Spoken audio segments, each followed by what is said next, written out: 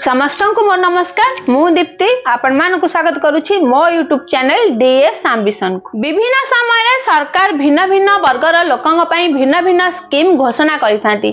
तो वर्तमान सरकार युवक युवती को नै एक नुवा स्कीम घोषणा करिसेंती जहा आजिर वीडियो रे मु आपण मानक सहित आलोचना करिवि। आशा करुछि आपण माने शेष जाय मोर एही वीडियो सह जोडी होई रहबे।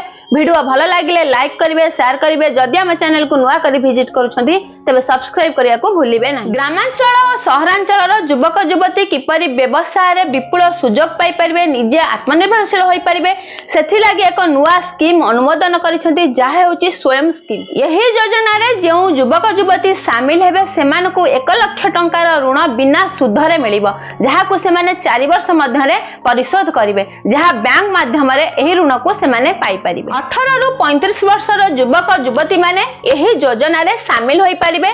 जदि से माने एससी किंबा एसटी किंबा दिव्यांग श्रेणी रो अटंती तेबे सेमानक बयसर सर्वोच्च सीमा को 5 वर्ष कोहल करा जायछि अर्थात 40 वर्ष पर्यंत युवक युवती माने एही योजना रे अप्लाई करि परिबे। जेउ हिताधिकारी विजु स्वास्थ्य कल्याण योजना किंबा कालिया योजना रे शामिल अछथि किंबा पारिवारिक आय जदि से माने ग्रामांचल रे अछथि तेबे 2 लाख रु कम होइथिबा दरकार। जदि से माने सहरांचल रे तेबे 3 लाख रु कम होइथिबा दरकार। सेही युवक युवती माने आवेदन करि परिबे। तो एथि लागि तहसीलक ठारू एक आयकर प्रमाण पत्र आनिपा को पड़िबो। ता सहित निश्चित भाबे निज व्यवसाय रो उद्यम पंजीकृत किंबा उद्यम आधार नंबर निहाती रहिथिबा आवश्यक। एहा सहित आवेदनकारी कोनोसी बैंक किंबा आर्थिक अनुष्ठान ऋण नै ऋण खिलापी होई नथिबे किंबा केंद्र सरकार होंतु बा राज्य सरकार होंतु कोनोसी योजना रे शामिल होई ऋण बकेया नथिबे। जदि तांका परिवार रो केही केंद्र किंबा राज्य सरकार का अधीन रे किंबा सरकारी चाकरिया होइथिबे किंबा सेही भली संस्था रे से माने कार्य करुथिबे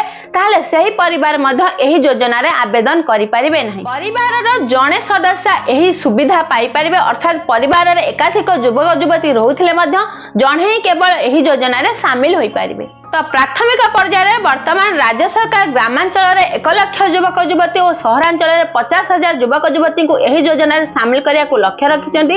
एही योजना वर्तमान 2 वर्ष जाए युवक युवती माने अप्लाई करि परिबे। एही योजना रे शामिल हेबा को हेले युवक युवती माने को एक निर्दिष्ट वेबसाइट रे पंजीकृत करिया को पड़िबो।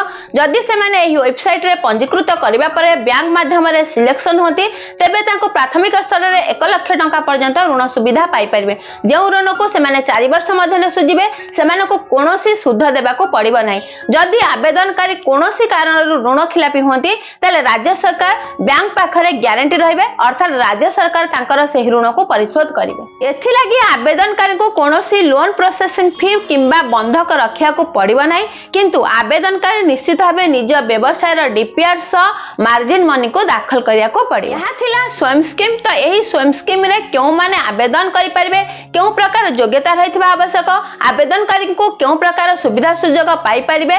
तो आशा करूछि एही वीडियोटी आपण मानको केमति लागिला निश्चित भाबे आपण मानकर सुचिंतित मतामत कमेंट बॉक्स रे जणाइबे। जदि वीडियोटी भल लागिला तबे लाइक करिवे शेयर करिवे। एही परि आगो को नुआ नुआ स्कीम को जानिबा कहले आम चैनल डीएस एम्बिशन को सब्सक्राइब करिया को भूलिबे नै। समस्त को मो तरफ आम चैनल तरफ बहुत बहुत धन्यवाद।